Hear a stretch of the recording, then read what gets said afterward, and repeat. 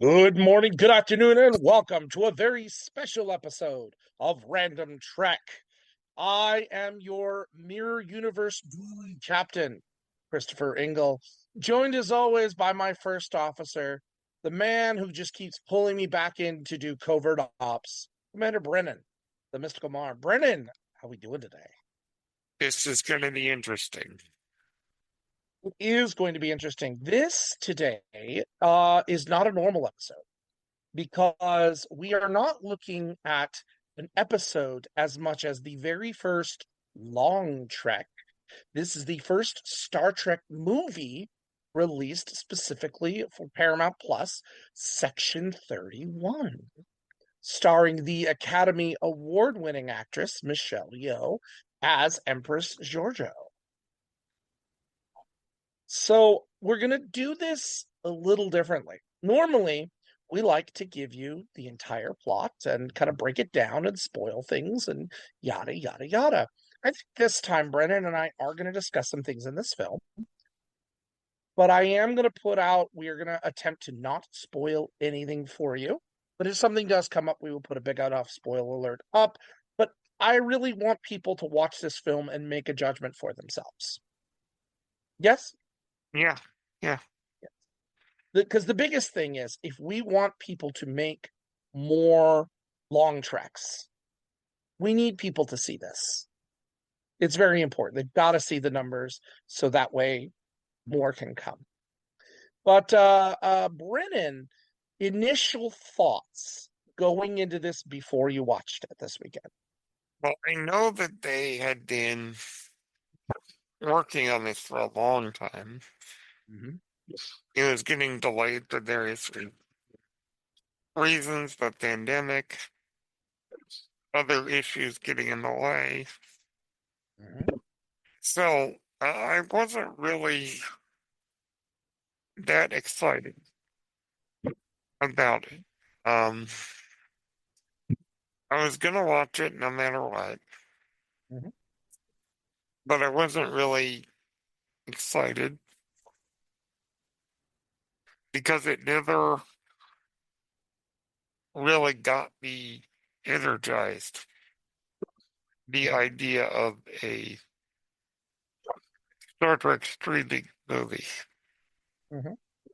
Then I figured, I'll watch it when it's all done. And so I didn't have a lot of excitement going into it. Mm-hmm. For me, I did only because it's already been, we're going into our eighth year without a Star Trek movie. Now, we've been very That's blessed true. living into a new golden age of Star Trek, where we've had Star Trek series, good or bad, pretty consistently from Discovery on up to Lower Deck, Strange New Yeah, Worlds, the last on 7 and on. years. Yeah, it's been really great, but we haven't had a movie. And there's been talk and talk and talk. They wanted to do the JJ verse, Star Trek 4, and a lot got in the way, and everything's kind of been Written by held up. Tarantino. Yeah, start Tarantino. Uh, Still, it is not something I want to see, but that is something I would like to see. You know what I mean? Like, I don't want to see it, I've seen but I Tarantino do would Star see Trek. it. Yeah. Kinda, yeah, I'm a little nervous about that. But all that being said, when Michelle Yeoh won her Oscar, was it last year? 2 years ago. It was already, see, it's already 2 years ago. Yeah, it's been 2 years. Yeah. That's very fast. So Michelle Yeoh wins her Oscar 2 years ago. And that kind of encourages Paramount to go, let's push this faster. And it was originally going to be a Section 31 mini series, at least starting out. That's what it was going to Yeah. be. Michelle Yeoh wins her Oscar, and they decide for numerous reasons, including her Oscar, that, you know what, let's push this into a film. Let's go. And Michelle Yeoh was behind this. She was, of course, isn't a producer or anything, but she really wanted to do this. She has stated numerous times that playing Georgiou is one of her most favorite roles ever. Loves doing it. That's why she keeps coming back to do Loves it. chewing the scenery. And Georgiou was one of the best parts of Discovery. Yes. I loved Burnham. I loved Saru, but whenever Michelle Yeoh showed up, you know some fun was about to happen. And so I was excited for this. And Section 31, we have seen the darkness of Section 31 numerous times. Go back to Deep Space Nine. Section 31 shows up so many times. Section 31 is the focus of season 2 of Star Trek Discovery. And then, of course, in the JDverse, Star Trek Into Darkness deals also with Section 31. Yes. So I was really excited to see Michelle Yeoh get to come back after where we left her when she went through the Guardian of Forever to go back to the past. And then they said it's going to be in the Lost era. We as Trek fans, we have never gotten canon material about anything that lasted between Kirk's final mission, and we're going to count the Enterprise B. From there, all the way to Next Generation, we don't have a lot of information of anything to go off of. Other We than know a the few things, Enterprise right? in the Other than the Enterprise, 2350s. correct. Other than that, we don't have a lot of information about the Lost Era. So to hear that we're going to have a film in the Lost Era really encouraged me. And so I was looking forward to it. And the reviews came out. And the reviews, I didn't look at them. critically, I did. The reviews are not positive. They are not good. And to put this in perspective, someone wrote, hey, Star Trek 5. Hey, Star Trek Insurrection. Hey, Star Trek Nemesis. Guess what? You're not the worst anymore. Mm. And that hurt. That really hurt. And a lot of bad puns, of course, boldly going nowhere, yada, yada, yada. But we're fans. There are a lot of things in Star Trek that we can find and we can like. And maybe, you know what? Maybe we can enjoy this film. Maybe we can look at it in different ways. And so I thought we'd talk a little bit about that today. So the same way that Brennan breaks down a film, we break down a film too. Oh boy. Best of our abilities without spoiling it. So I want to start with the plot. So the plot continues on where we left off in Discovery. Michelle Yeoh, her character, Empress Georgiou, went back in time to be closer to her timeline because of the damage that she was receiving being from the other universe. She basically went into hiding and assumed the identity of Madame Lafranc? I believe Yes. is Madame Lafranc, who is a purveyor of a seedy kind of nightclub, really cool looking space station. Mm. Looks like a brooch, but I kind of like the look of it. Um, and she's hanging out there and just living her scummy life, doing what she does. But we get a crew of Section 31 members who are coming to her station to, well, not initially recruit her, but eventually they have to stop a galaxy, just potentially universe destroying device that may be going out. And we get to go from there. That is our basic plot of this, is that she's dragged into that. Brennan, what do you think of our plot here of getting the Empress back into action? I didn't care about the plot at all. Mm-hmm. It was not interesting to me. Yeah, it's very generic. Yeah. It is. I mean, and the device that they talk about here is kind of MacGuffin-y. It's very MacGuffin-y. Yeah. Insert doomsday device here, and that's what it is. It doesn't even matter what it does. Um, we got to stop it at all costs, yada, yada, yada, yada. In fact, this movie has been compared to plot-wise to the Suicide Squad movies. Yes. And And yeah. yeah, I think we're gonna make a little more comparison there.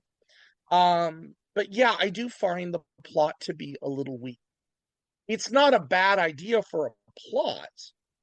It's just been done so many times, and in Star Trek, we've dealt with device here, a Thalaron generator that could destroy a planet. Mhm. Come on. We can go on and on and on. Or a collector that's going to destroy the Baku planet. We got to save the planet. Yada yada yada. The Borg. Oh, the entire Borg. All of this over and over and over again. There's always something. So I found this a little uninspired. Um, but luckily we have actors. We have actors. I Uh, think what we'll do, let's go with our main characters. We'll backtrack to Michelle Yeoh at last. Um, but let's start with what I argue is the absolute worst character in this film. I think I know who you're talking about. I believe the worst character in this film is Fuzz. Yes, I would agree. Oh, all right. So let's get the good things I like about Fuzz. Fuzz is a new type of alien that we've never seen. I always like when Star Trek gives us new aliens. However, I do feel he's a little uninspired. We've never seen this in Star Trek. He is a nanokin, which is a microscopic alien that can go into technological things and control them. But when you look at this thing, if you've ever seen the first Men in Black film and the Arquillians, the little Yes, aliens that live yes. in these mechanical suits, that's what this reminds me of. Now, in Star Trek, that's not a terrible idea. I'm like, okay, we've never seen that in Star Trek. I like, but, and it's not I can't pronounce his last name. Forgive me. Sven Ruygrok. He plays Fuzz here.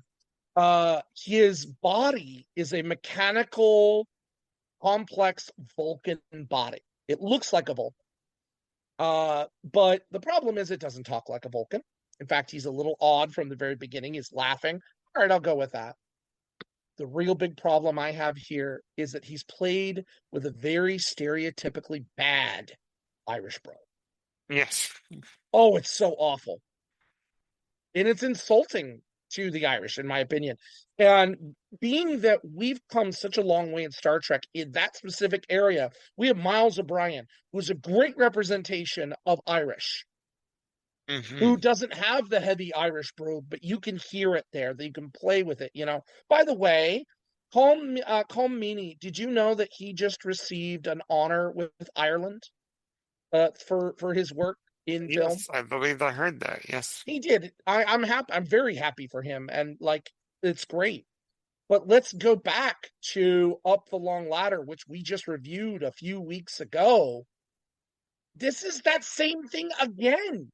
Why are we getting this? Brennan, how did you react to this character choice? Well, I just found it to be really annoying. It really is. And it's a And really annoying oh, character. he has no emotional congruity at all. He goes off one moment to the next. One minute he's laughing, the next minute he's angry. That it just makes no sense. There's no consistency, and the accent is just awful. Hmm. So bad. Unfortunately, we get this actor twice, and it doesn't get any better the second time. At the Yes. end of the at the Yes. end of the film, we are introduced to another body that looks exactly the same, another Vulcan controlled by a completely different character named Wisp. Long story. But Wisp uses a stereotypically awful Texan accent. Yes. Very bad. It's so bad. Like, why these choices? What is going on here? And I'm not convinced that it's the actor who was doing this. This had to have been a production choice. It feels like it, yeah. And in what I'm really sad about is that, and we will get to this in a little bit, this is directed by someone who has experience with Star Trek, that knows the Star Trek canon. I don't know why these decisions were chosen at all in any way. Yeah. Ugh. All right. The next character down the list is by far the only character besides Georgiou that I was interested in looking at, Yeah. and that is Casey Roll as Lieutenant Rachel Garrett. That was a very interesting choice. Now, those of you who don't know Rachel Garrett, why do I know that name? Rachel Garrett has come up multiple times in Star Trek canon. Number one, she will be the eventual captain of the USS Enterprise C at Yes, Narada 3, the fight against the Romulans that basically set us into a permanent truce with the Klingons, became our yes, full exactly.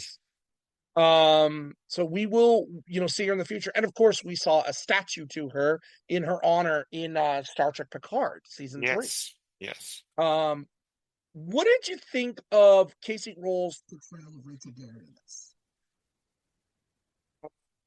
I think that she felt definitely felt like the Captain Garrett that we met in yesterday's Enterprise. Right. The younger version. I like that she is Hmm. by the book, kind of stoic. Yep. Once in a while, she gets excited about something, Hmm. but is very professional, Right. professionally Starfleet, Hmm. which feels very much like her character Hmm. would be. Um, the character that we have seen in yesterday's Enterprise. She It was an interesting choice. Yeah.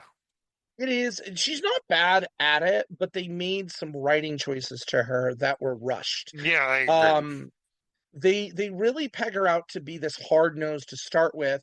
And Georgiou says, "You like danger, don't you?" Like, but we had no reason to believe that or justify that. And this is something that comes up in the end that's really awkward and weird. In fact, her actions get her in the end promoted to lieutenant commander. And I'm like, why? I don't understand. And this is not the Rachel Garrett that we get to know as the captain of the Enterprise. So it was a little awkward and a little weird, and I don't think they gave her enough strength. If this was to be a series and we had more episodes to flesh it out, maybe that could have worked. But I think that's a storyline that probably should have been cut Yeah, or an attempt. probably. Probably. Yeah. Then we go to Robert Kaczynski playing Zeph. Zeph is fascinating. Zeph to me is he reminds me of characters from like Halo or Gears of War. He's completely covered head to toe in biomechanical implants, similar to a Borg, but no Borgy after effects. Yeah, he is very like Gears of War kind of character. But what I really like about this character is he has mechanical dysmorphia. He's basically ashamed of his body and feels the only way to improve that is to keep adding um implants and mechanics to change that. Now this is interesting because body dysmorphia is a real thing today, and there are people who Yes. augment their bodies left and right. So I like this touch of this guy, and he's probably the most fun character in this entire thing. What did you think of Zeph? He's a lot of fun. They don't really do enough with him, I don't Hmm. think. Yeah. I would have liked to have focused on him more because he just has a lot of fun energy and he's Hmm. Australian and he's real like Yeah. funky and fun and Hmm. throws out silly one-liners and Right. yeah, I would have liked a lot more of this character. I would have too. He had so much potential. Hmm. But the way they handled him again doesn't make a lot of sense. Um, there are characters in this film that don't make it to the end. And they do this a la the same way that Suicide Squad was doing it. Hmm. That's one of the reasons I compare this to it. And I really hate when you have good And potential characters. and Suicide, we mean the bad Suicide Squad, yes, the bad not one, the the good first one one. by Taika Waititi. Yes, the first one, the Yeah, first the one. original one. Ugh. Suicide Squad, not the Suicide Squad. Yeah. Uh, although again, just like this movie, there are two or three people that are really, really good at this. And Suicide Squad had the same thing. Oddly enough, it might be the same types of characters. Hmm. And Um, Captain Boomerang. He's Captain yeah. Boomerang. Oh, Captain Boomerang. He is a It's little basically Captain what he Boomerang. is. Kinda, yeah.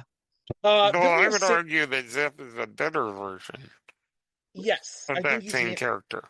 he's played a little more, a little better. Both Aussies too. It's kind of funny. Though we don't really get enough time with him, which is We really don't. terribly This thing is unfortunate. it's rushed so much. It is. It's Um, very rushed. then we go to Sam Richardson, who plays Quasi. Oh, Quasi. Now this I liked in general principle. yeah, I He is a like this guy. cameloid. He is a cameloid. Cameloid. The last time we saw a cameloid was in Star Trek Six with Indeed. Marta. Yes. The changeling, well, not a changeling, that's different Star Trek, but the shapeshifter Yep. in Star Trek Six we saw, he's the same species. In fact, he did something really cool that I adored. Um, they changed how the shapeshift works. Give it up to technology, give the ability to, that's totally fine. But one of the things that he insisted in, being a Star Trek fan, he said the cameloids should have the orange tinted eyes, just like Marta did. And so they gave him contacts to fit that. That was his suggestion. And that it's a nice touch. It looks really good. Yeah. But he has the hots for Georgiou. He's very uncomfortable. Okay. Um, while he's a very constant character, he's a bit of a coward at Yep. times. And he does have a redeeming moment, but every moment it's always, come on, buck up, dude, throw a pair, come on, come on. He doesn't do a lot to add to, other than possibly being even like a comedic foil, or the um just the comedic relief,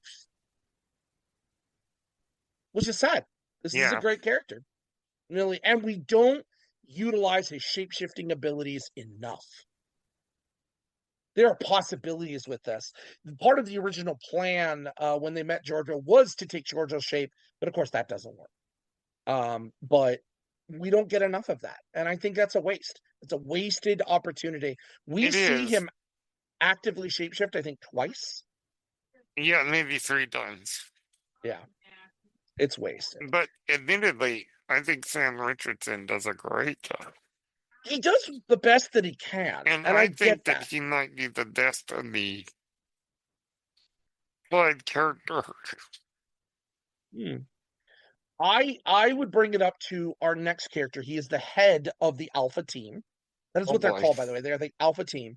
Omari Hardwick as Hmm. Alok Sahar. Now, this guy, he is human.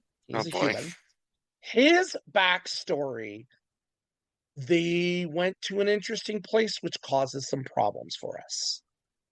So he's interrogating Georgiou. Georgiou wants to know who he is.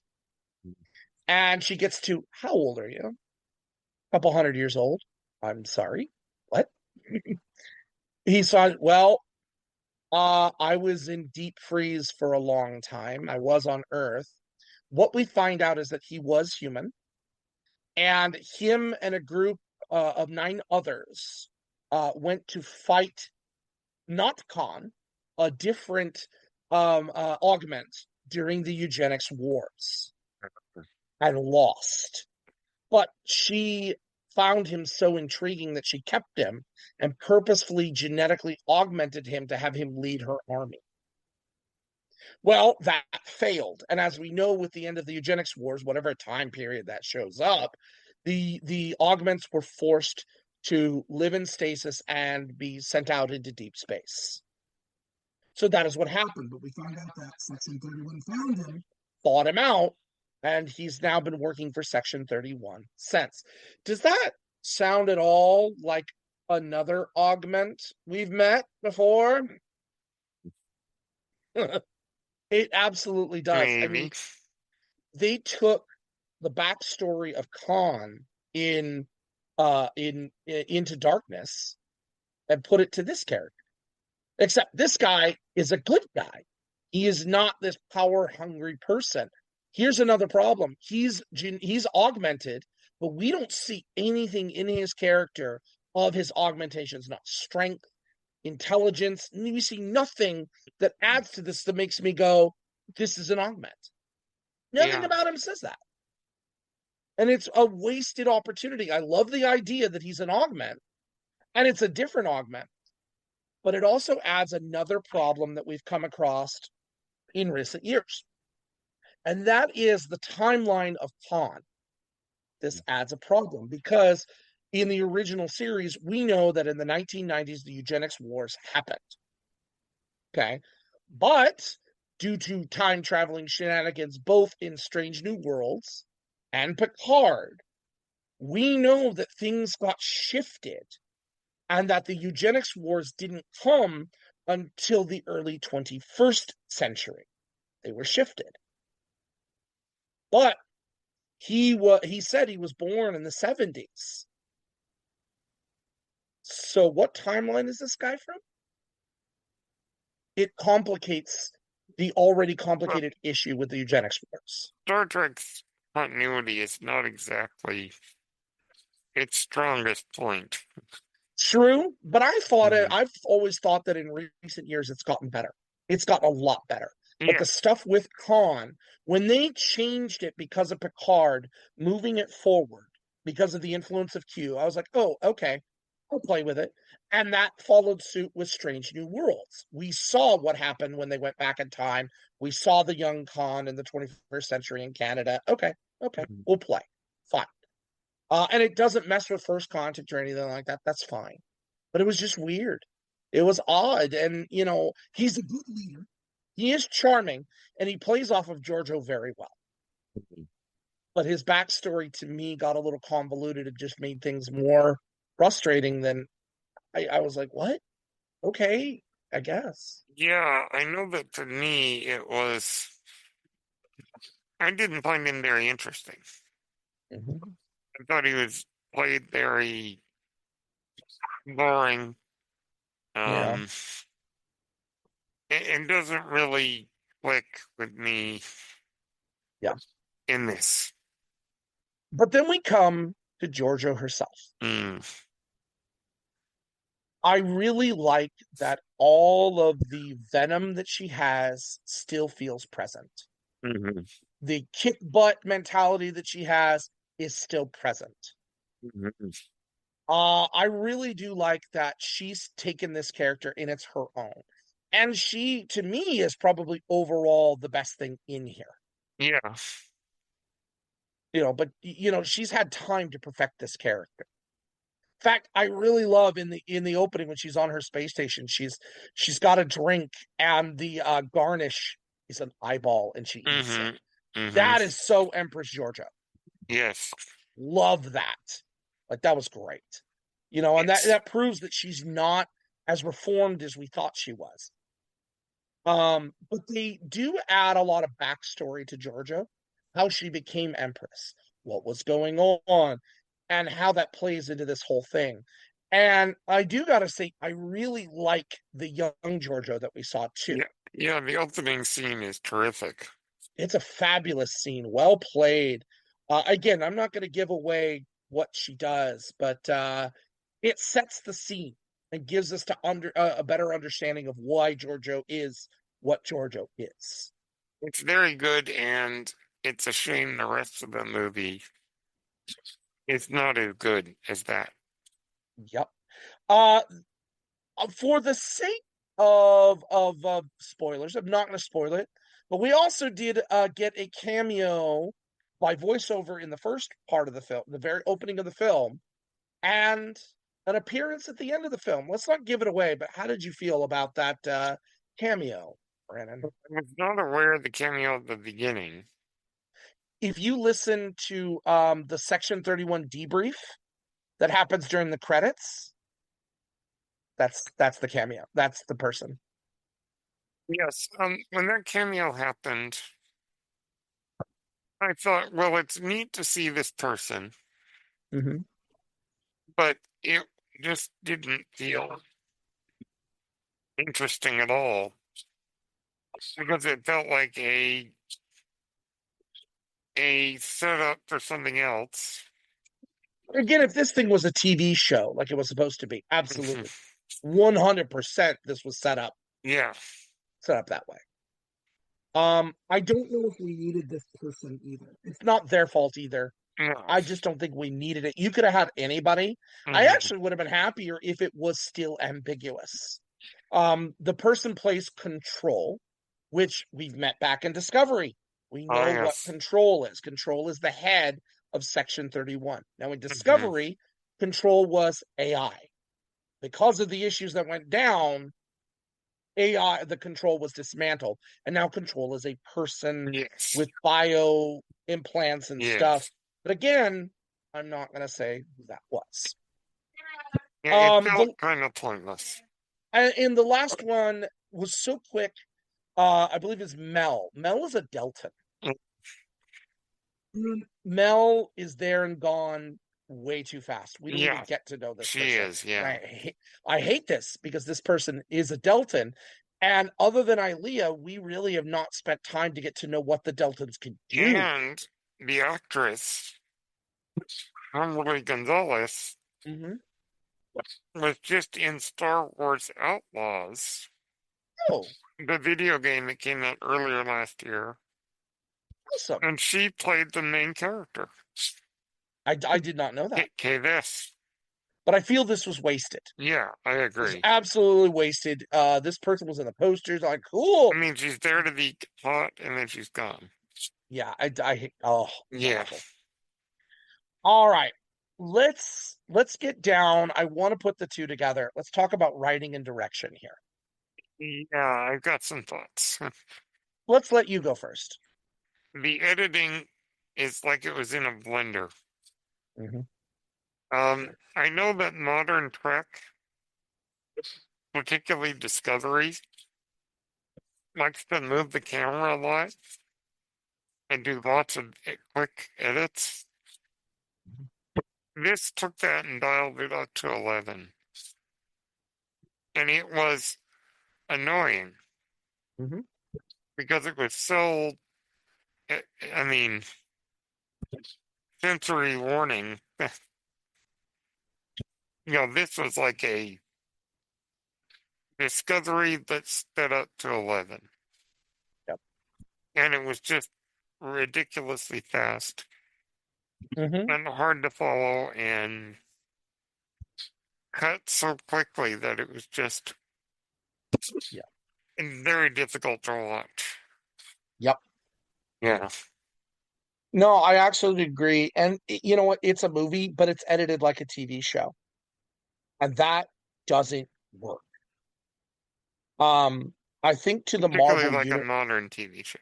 yeah, I think to like the Marvel universe. This has happened more recently than I had thought.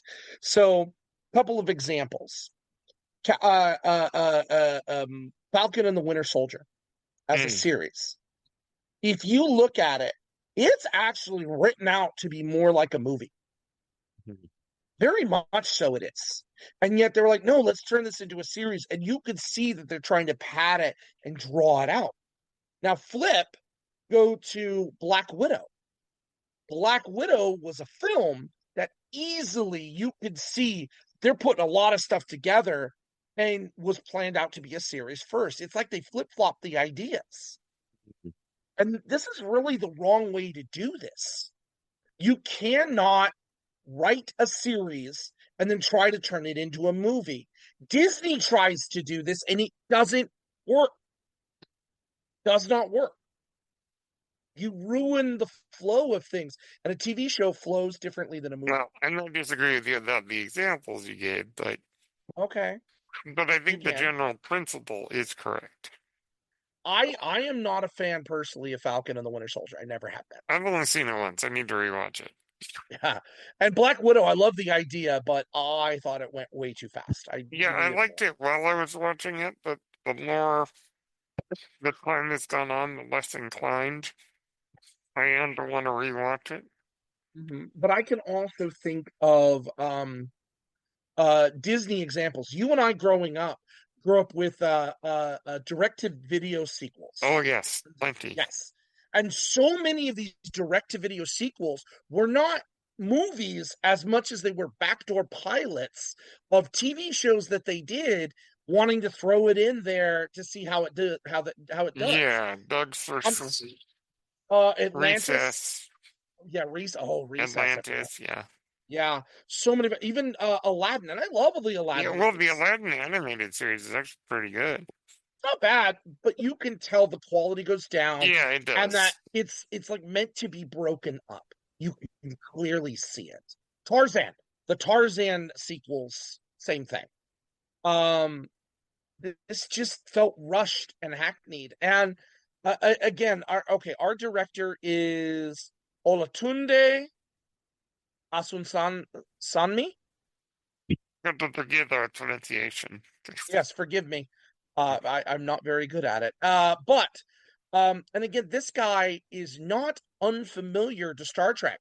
He directed 14 episodes of Discovery. He knows Discovery. He knows Georgiou. This should have been a slam dunk. He also did two short treks, Calypso and the Girl Who Made the Stars, and got this. This should have been a slam dunk for him, Mhm. and it wasn't. It absolutely wasn't. It felt rushed. It felt pushed. And while I think he understood Georgiou, again, Georgiou's not the problem in this film. Mhm. It's everything else. Yes. Yeah, I can't. I I just can't think even. the production is a disaster. Oh, I yeah, hate to say it, but I think it is. it is. This is not a good film. I hate to say it, Here's the thing, but like, it's not good. it's not an outright bad film. I've seen outright bad films. Yeah, I mean, I know that there are some reviews that are very, very harsh, Yeah, I mean, and again, maybe it, rightly so. we have never really had an action-packed Star Trek film, not like this. We've never had something like this. So I This will give it, feels like the reaction that the Clone Wars film got. yeah.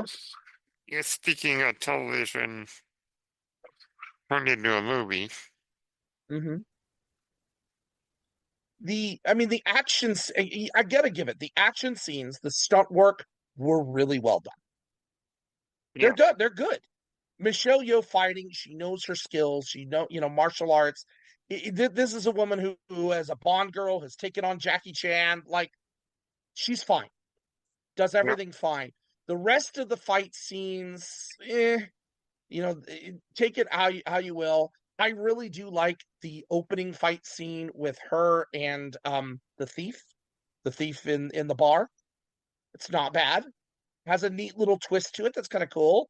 And then the ending fight sequence too as well, for the climax. It's not bad. Yeah. I like it. Um, but other than it being an action type film, you take that away, there's nothing really Star Trek about this film, It's true. and I'm sad. I am sad to say that this feels not the worst thing Star Trek has ever done, but it comes awful It comes close. close. It comes close. And I feel bad saying that. Now, I watched it. I had a good time the first time. Don't get me wrong. I love the idea of a Suicide Squad type thing, and I like the ideas. But watching it a second time when I really started to notice these things, yeah, yeah, it isn't. When you take off the Star Trek fan glasses and look at it, this doesn't help. It And definitely doesn't even help. with the fan glasses, Yeah, it's maybe. not good either. So, It also did something that really bugs me that Star Trek has been guilty of in the past. It's a little thing, but it bugs me. If okay. you remember in Star Trek 3 Yep. and Star Trek 4, Star Trek 3, they're trying to figure out what happened with Bones and Spock, or Bones and Spock. What was going on? And they go to the security footage, and the security footage looks pretty cinematic to me. It doesn't look like security Yeah, footage. borrowing from the previous film. Yeah, I'm like, how did you get those kind of angles? How did you what is oh it conveniently zooms in right here and switches camera angles. That's great. And then in Star Trek 4, when the Klingon ambassador is arguing to the tribunal about wanting Kirk's head, and they say, look what they did to us, and we see images of the Enterprise, the original Enterprise, blowing up from the outside. I'm like, how did they get those images? How did that happen? Mm. They did the same thing here. When they introduced Georgiou's history, we see images of her right before she's about to walk into the Guardian of Forever, which was from the show. How did they get those images? Hmm. I'm sorry. And I just they're in the and mind you, they're in the future, remember? They're in the future.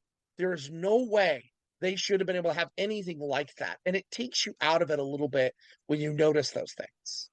It's a Yeah. small nitpick, but Star Trek has been guilty of this before, and it's laziness. It's laziness. Yeah, and some of the exposition was not good. There's too much exposition. Where it did a lot of like over narration, Mm-hmm. explaining who some of these things are. Show don't tell. Yeah. Like seriously, show don't tell. Hmm. Oh, it. Yeah. In the end, this does not work for me. But I still want to implore people, please, for the sake of the future of getting to do more films, even if they're long tracks, please watch this film. It isn't great. It is a good action film, and if you can just sit and looking at it as a mindless standard action film set in space, maybe you'll have an okay time. Help us out. Help us out as fans. you know, Hmm. but I can't in any good conscience. I would have to argue, yes, this is the worst. Because to me, Star Trek 5, though awful in parts, there are things you and I have talked about with Star Trek 5 that there's hope. There were Hmm. ideas and things in there that could have really, really, really worked. And some of them do. The I need my pain scene. That is an awesome, awesome scene. Yes. Amazing scene. Good stuff. Cyber villain. Love Cyber. Great. Hmm. I'm one of the few that likes Insurrection. I have fun with Insurrection. Hmm. It's an okay film to me. And Nemesis isn't really a problem to me. It's a mediocre, but again, action, sci-fi. I cried at the end. I'm Hmm. okay with that. Hmm. This clearly, when people ask me what is the worst Star Trek film, it's gonna be this one. I would agree. Yeah, that's sad to say. For our first kind of live sort of look at it, it's not good. Yep. But again, we have a future to hope for because later this year we have the next season, season 3 of Strange New Worlds, which looks to be really good. Already Hmm. been renewed for, and by the end of the year, beginning of the year, we should have our next series, Starfleet Academy, and I am also very excited for that. Yes. So we have hope coming. And who knows what'll happen? Maybe we'll get something lower decks related. Maybe a lower decks long track. Who Hmm. knows? I'd like to see that. But overall, your final thoughts, Brennan. It's a terrible movie. There you go. Short and sweet. All right. Well, next week, this week, next week, whatever you put it. It's movie night here on the ship. And we are taking a look at the 90s classic.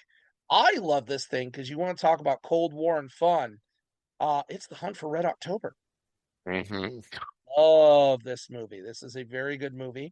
I don't buy Sean Connery completely as a Russian, but other than that, It's I Lithuanian.